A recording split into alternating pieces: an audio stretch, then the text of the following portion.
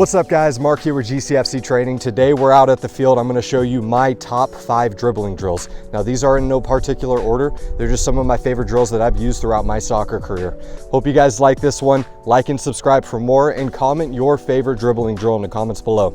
Without further ado, let's get to it. Now the first drill here is gonna be the cone weave. You wanna set the cones apart about 5 feet or so, but feel free to do more or less. That's the beauty of this drill. Now I know a lot of you guys probably heard cone weave and you either wanna skip to the next drill or you want something more flashy, but hear me out. The cone weave drill is one of the fundamentals of dribbling. Not only are you working on your dribbling, but you're working on your agility as well. Setting yourself up for the change of direction, being able to turn on a dime. Even the most experienced players can still learn something from this. I was listening to an interview once from Bernardo Silva, who said that this is his favorite drill. A couple tips of advice for this: make sure you maintain a low center of gravity, bend your knees, because if you're standing upright, your balance is going to be all over the place. You're going to be turning extremely slow. You could also get really creative with the different moves that you can do in the cone weave, such as what I'm doing here. You could do step overs, you could cut and protect the ball. There's all sorts of things that you can add to the cone weave to make it a little bit more exciting for you than just turning around the cones. Now on to the next one here. This is probably my favorite drill out of the bunch. This is the gated cone weave. So kind of the same concept as before with the standard cone weave. Instead, you're adding gates. And what's cool about this one is that you can move the gates around after going through it a couple times. You can make them bigger, you can make them smaller depending on your skill level. You can move them closer, you can move them further apart from each other, and it's a great way to keep you on your toes. If you think about it, not every dribbling situation is going to be the same. So for this drill, it's unpredictable and is very game realistic. Now, as we said before for the standard cone weave, just make sure you're maintaining a low center of gravity. Make sure you're working on your balance. Stay light on your feet, especially with this drill, because if you move the cones closer together and you're trying to make it more difficult for yourself, it is absolutely essential that you are able to move quickly. So stay light on your feet. That way you're able to get the ball around these cones. And don't be afraid to push yourself out of your comfort zone. That's how we grow as players. That's how we get better. So I'm showing you a mistake that I made here. It's normal. It happens. Don't be afraid to make those mistakes. So push yourself out of your comfort zone. Don't be afraid to make those mistakes. It's all about how you react from them. If you lose the ball, get the ball back quickly, go back to the start and go again.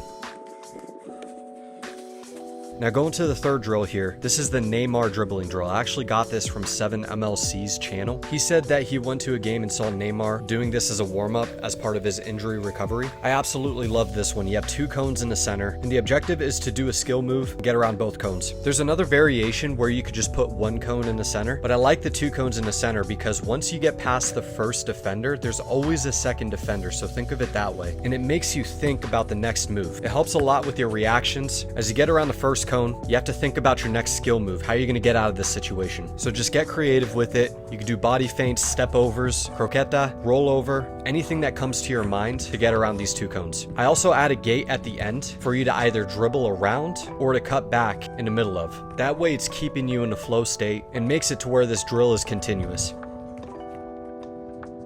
Now number 4 here is the Ronaldino cone drill. This one can be pretty complicated, so be patient with yourself. You're just scattering cones in a circle or square wherever you are, and you're just dribbling around them. Now it might seem easy on paper, but once you get around that first cone, another cone can sneak up on you pretty quickly. So this drill really helps with your reactionary dribbling, and that's why I like it so much. I think as athletes, we tend to overthink in certain situations. This drill makes it to where you're just reacting, and the goal here is to make your reactionary dribbling moves second nature. That way you're not overthinking in games, you're just letting your body take over. So again, you can move the cones closer together. If you're having difficulty with it, spread them out a little bit more, give yourself some time. But again, make sure you're pushing yourself out of your comfort zone and allow yourself to make those mistakes. And what's also great about this drill, you can do this one pretty much anywhere. You can do it in your living room, in your garage, on the street. You don't need too much space. You just need a ball, small area, and some cones.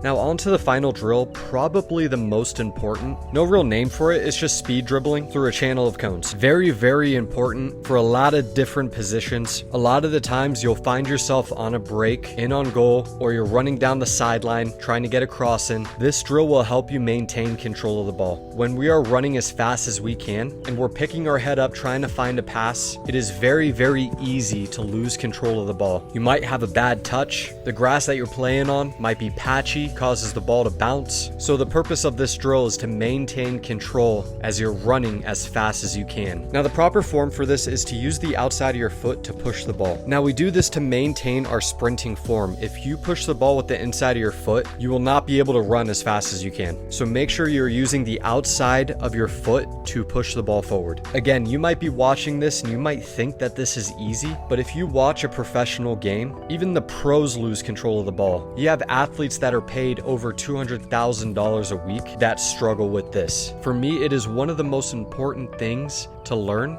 and it can really make a difference in the game.